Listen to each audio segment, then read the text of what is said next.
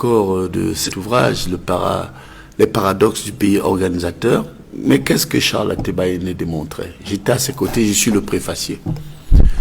Il me disait un jour chez moi, à 2h du matin, mais Pascal, Charlemagne, je ne comprends pas. Je lui dis quoi? Lorsque tu observes le système politique camerounais, tu ne constates pas que le président Paul Biya, notre maître politique, a tout donné au Sud. Je lui dis comment ça? Alors il appelle mon attention sur quelques points. Il me dit, prends tous les bons postes stratégiques de la République. Tu verras qu'il y a eu au moins un homme du Sud qui l'a aussi occupé. Alors dans les statistiques, nous avons vu qu'au moins un homme du Sud, sinon plusieurs, ont occupé la fonction de secrétaire général de la présidence. Au moins un homme du Sud, ou sinon plusieurs, ont occupé la fonction de directeur de cabinet civil. Au moins un homme du Sud, ou plusieurs, ont occupé les fonctions de ministre de la Défense. Au moins un homme du Sud, ou plusieurs, ont occupé le poste de ministre des Finances. Au moins un homme du Sud, partout. Mais à la fin, qu'est-ce qui se passe? Lorsque vous faites des projections matérielles, du point de vue analytique, vous allez voir que, et je vais répondre à votre question, pour vous dire comment je vois ce qui s'est passé à la rencontre du Sud. J'ai fait d'abord des observations.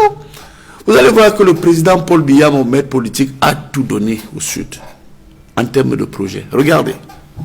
Observez que le Sud a 4 départements. 4. Alors le président Paul Biya, vous allez constater que quand vous prenez la vallée d'Intem, parlant des projets structurants, il a d'abord pensé au Sud. Et ce qui est normal. Lorsque vous voyez partout dans le monde, allez par exemple au Togo, vous allez voir le village du défunt président Kara. Mais c'est paradisiaque. C'est normal.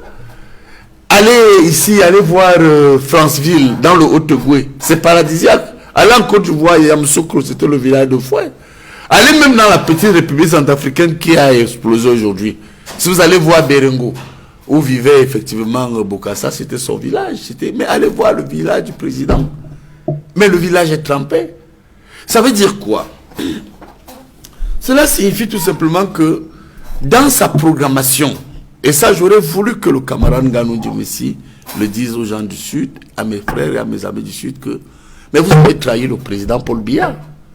Pourquoi? Parce que quand il lance les projets structurants, Mekin, regardez bien où se trouve Mekin, c'est dans le Djaïlobo. C'est un gros projet. Allez voir ce qui se passe si le village du chef de l'État, parce que je vous dis bien que j'ai beaucoup d'amis là-bas et ils ne sont pas contents, n'était pas sur un plateau à hauteur, je vous dis qu'on va me casser, noyer. Mais Mekin, c'est un leurre. Est-ce qu'il n'a pas donné au Sud? Paul Biya a donné. Allez voir l'autre département quand vous sortez de Djaïlobo, la vallée d'Intem. Il a donné Menverle. Où est Menverle? Menverle est trempé. Allez à Ebolova. Vraiment, vous allez vous rendre compte aussi que le président a même mis en place l'usine des tracteurs. Où est l'usine des tracteurs? Et à 100 000 j'ai oublié de vous parler de l'usine des maniocs. La région du Sud est la seule où les projets structurants à coups de milliards ont été programmés. Mais regardez l'autre pan du Sud, l'embouchure qui donne vers l'océan, c'est-à-dire le département de l'océan. Le président Paul Biya a donné là-bas quel port? On n'appelle pas ça port. C'était quoi? Le complexe industriel-portuaire. Industriel-portuaire. Pourquoi ces gens veulent tuer Paul Biya qui leur a tout donné et ils ont tout croqué? Moi, je pense qu'aujourd'hui, ce que nous sommes donc en train de voir là, c'est une espèce de mea culpa. C'est-à-dire, 40 ans après, près de 40 ans, à la tête de la magistrature suprême, et puis beaucoup, d'ailleurs, observez bien tous les gens du Sud qui étaient, c'est 15 ans en poste, 16 ans en poste. Moi, je comptais, je suis politologue, tous sentent que la plupart de ces élites, celui qui n'a vraiment pas passé de temps à 10 ans dans le poste. Donc voilà des gars qui sont dans des postes entre 10 et 20 ans. Ils viennent se réveiller à quelle heure?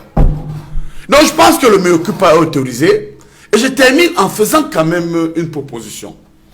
Je pense que cessons de regarder les gens qui se baladent dans les stades, pour dire les gens qui vont au nord-ouest, au sud-ouest. Là, c'est l'homme politique qui parle. Pourquoi la mission d'information du ministre Ngongo vous pose autant de problèmes?